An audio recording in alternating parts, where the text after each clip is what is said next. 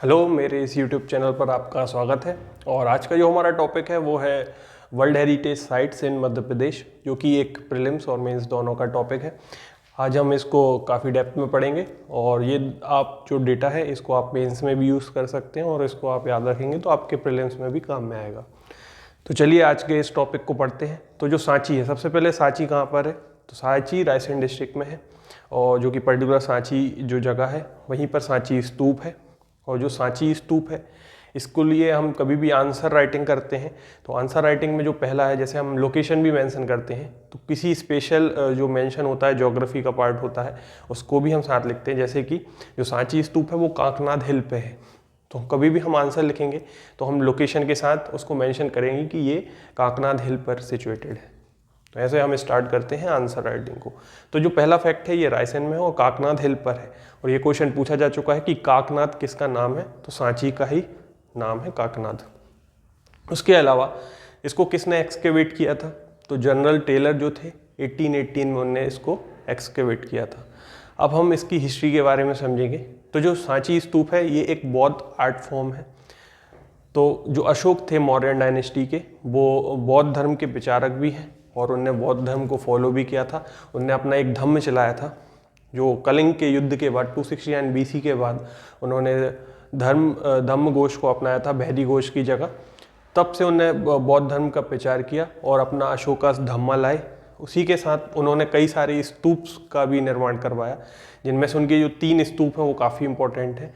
तो जो पहला स्तूप है उनका वो है सांची स्तूप, दूसरा है धम्मे की स्तूप जो कि पहले जो अशोक ने बनवाया था उसको धर्मरज्जी का स्तूप भी बोलते थे, अब उसको धम्मेक स्तूप बोलते हैं जो कि सारनाथ में है। और तीसरा जो स्तूप है वो है तक्षशिला में। तो हमें आज पढ़ना है सांची स्तूप, जो कि मध्य प्रदेश की वर्ल्ड हेरिटेज साइट है। इसके इम्पोर्टेंस को देखकर ही इसको वर्ल्ड हेरिटेज साइट का दर्जा मिला। कब मिला? 1989 में। तो इसकी हिस्ट्री क्या है? तो ये एक बौद्ध आर्ट फॉर्म है।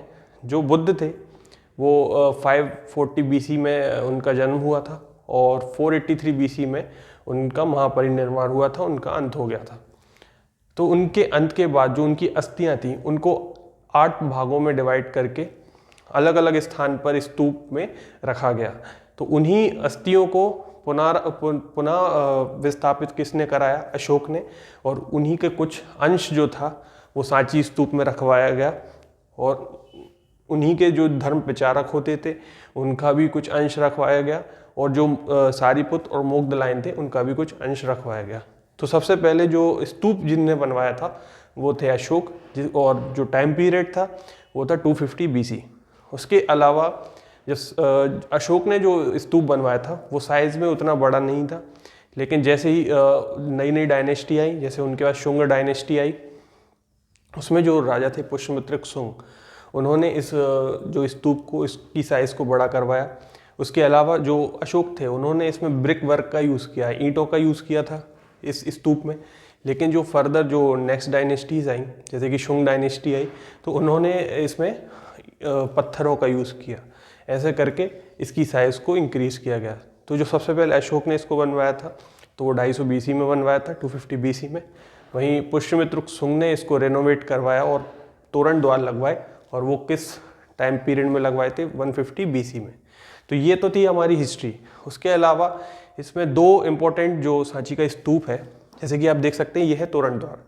तो तोरण द्वार दो हिस्से हैं, ये है नॉर्दर्न तोरण द्वार और एक है सदर्न तोरण द्वार।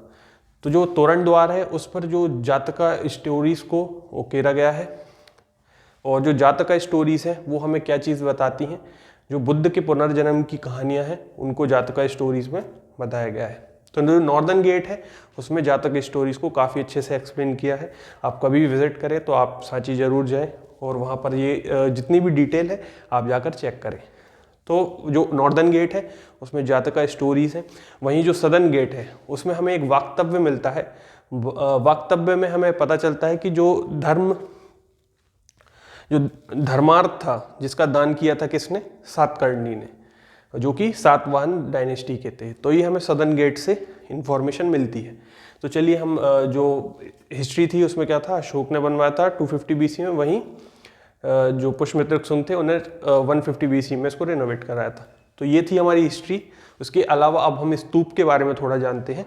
तो जो स्तूप है वो 3 स्तूप बनवाए थे, जिनमें से जो पहला स्तूप है वो है महास्तूप। और महास्तूप में ही जो बुद्ध की जो अस्थियां थी, जिनका अंश हम एक हिस्से में रखते हैं जिसको हम बोलते हैं हर्मिका। जैसे कि आप इस डायग्राम में देख सकते हैं, जो हर्मिका है इसमें ही जो बुद्ध की अस्थियां हैं उनको रखा गया है। ऐसे ही जो दूसरा स्तूप है, ये 3 स्तूप है, पहले में बुद्ध की अस्थियों को रखा है। जो दूसरा स्तूप है उसमें जितने भी धर्म प्रचारक थे बौद्ध धर्म से रिलेटेड, उनकी अस्थियों को रखा है। और जो तीसरा जो स्तूप है उसमें जो सारिपुत्र और मोग्दलायन जो है उनकी अस्थियों को रखा गया है। तो ये है हमारा सांची स्तूप। अब हम इसके बारे में थोड़ा सा जानते हैं। तो सांची स्तूप में क्या क्या आर्किटेक्चर है। तो जो सबसे पहला ये गेट दिख रहा है, इसी को बोलते हैं तोरण द्वार। उसके अलावा जो ये रेलिंग टाइप की जो आर्किटेक्चर दिख रहा है आपको, इसको बोलते हैं दक्षिणा पथ। जो नीचे वाला है वो लोअर और उसके ऊपर अपर दक्षिणा पथ, हिंदी में ये लिखा हुआ है ऊपरी दक्षिणा पथ। तो ये है दक्षिणा पथ। जो ये आकृति है इसको बोलते हैं वेदिका, और जो अंदर वाला हिस्सा है उसको बोलते हैं मेधी, जैसे कि आप देख सकते हैं यहाँ पर लिखा हुआ है।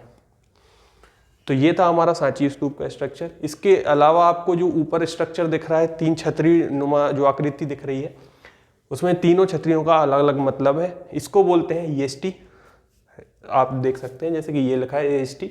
और इसमें जो 3 छतरियाँ हैं उनमें अलग अलग उनका मतलब है। तो जो पहला मतलब है वो है सम्मान, दूसरा है श्रद्धा और तीसरा है उदारता।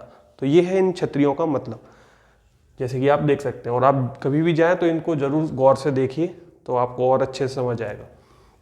फिर हम नेक्स्ट मूव करते हैं। जैसे कि ये हर्मिका आपको बता ही दिया है, और ये थी वेदिका, ये थी मेधी, और ये था दक्षिणा पथ।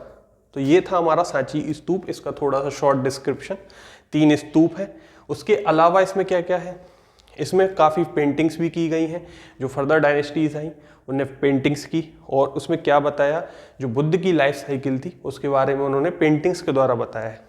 तो जो पहली पेंटिंग है उसमें उनकी बर्थ जो थी उसको डिस्क्राइब किया है। जो दूसरी पेंटिंग है वो उनकी जो उनको नॉलेज हुआ था, जो ओमनीसेंस ऑफ नॉलेज उनको मिला था, ज्ञान की प्राप्ति जो हुई थी, उसको उन्होंने जो सेकंड जो पेंटिंग है उसमें बताया है।